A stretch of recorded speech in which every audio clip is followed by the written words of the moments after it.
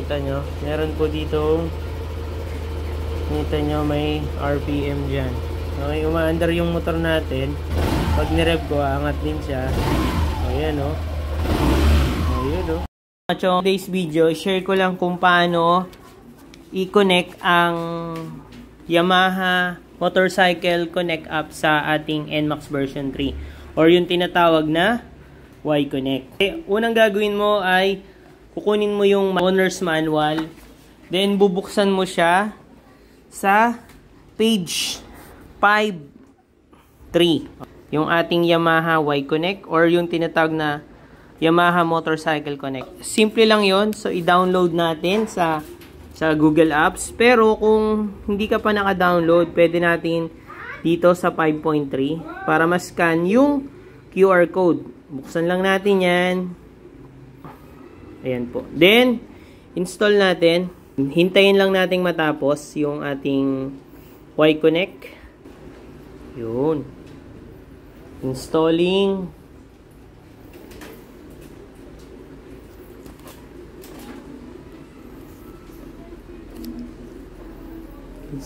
Installing. Ayan.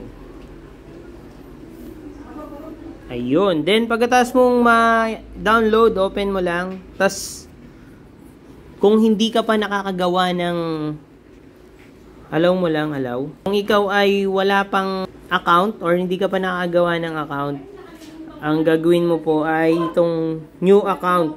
Click here. So, since tayo, nakagawa na tayo ng ating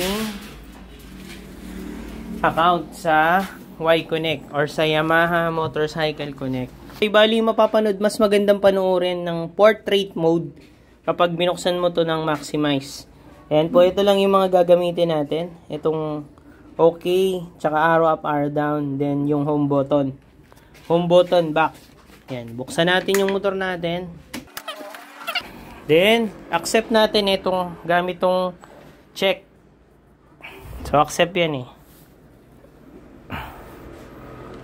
Okay, ayan po. Then, next is yung check ulit. Isang pindot lang. Yung lalabas, hanapin nyo lang yung settings by clicking yung up tsaka down. So, up tayo. Settings. Then, pagkatapos ng settings ay i-check natin yung isa. Okay. Ayan. Sunod, connection po. Ayan. Pagkatapos ng connection, okay ulit. Tapos Bluetooth.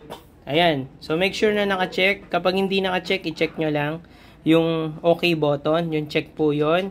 Then, discovery mode. Ayan. Ayan. So, mayroon tayong 3 minutes para makakonect dun sa ating Y-Connect app. Ang gagawin natin, close natin to. Punta tayo dito sa ating app na Y-Connect. Buksan natin. Next natin. While using the app. Okay. Tapos, all the time po. All the time. Ayan. All the time. Okay. Ayan po. Allow. Next. Ayan po. Inihintay niya na po. Ayan. Okay. Ayan. So, ito. May na-search na siya. Ito yung sa atin, yung ating NMAX Turbo. Click lang natin yan. Tapos allow. Hintayin lang natin na matapos yung pairing niya. Mabilis lang to.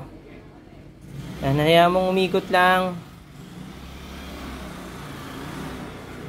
Ayan, allow. Allow po. Y-Connect to make and manage phone call. Ayan, pairing.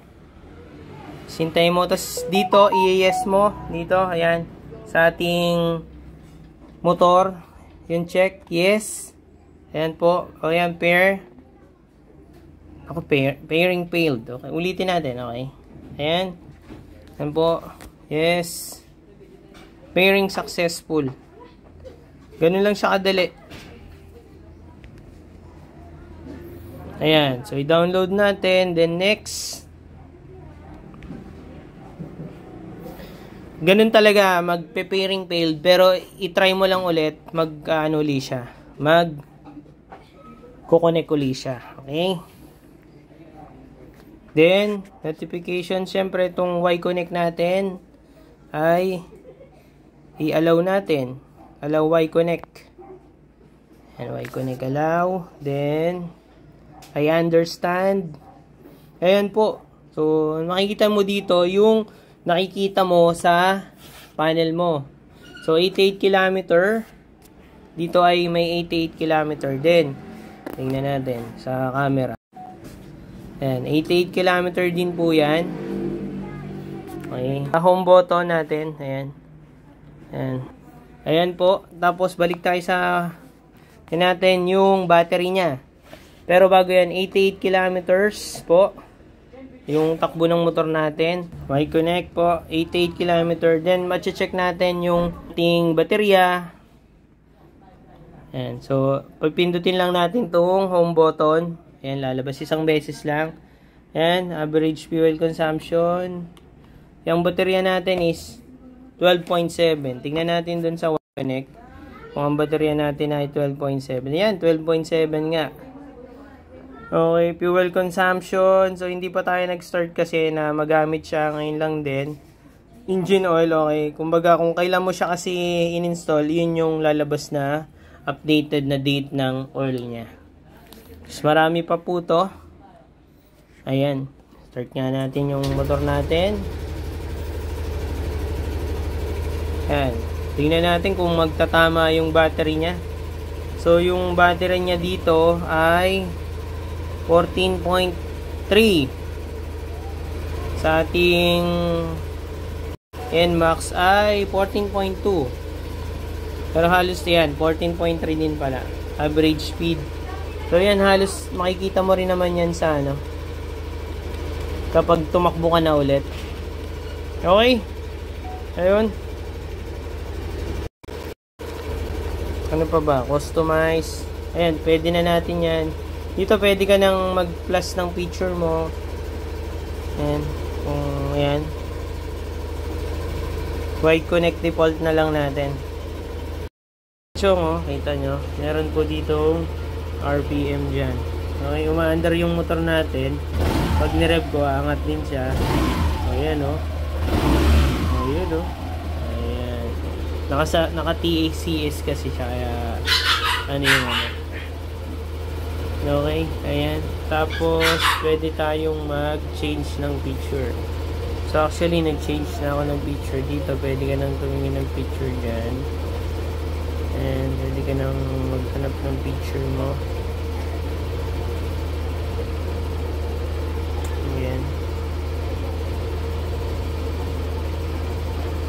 Okay. Ayan. Ganda. So, ito mo lahat. So, ito fuel consumption, battery.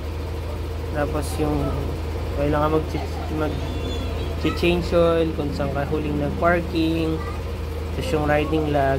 Ito wala pa tong ano data kasi kaka-enroll ko lang. Okay? Yun lang mga chong. So, kung nakatulong tong video na to, please consider subscribing. Maraming salamat. Alright.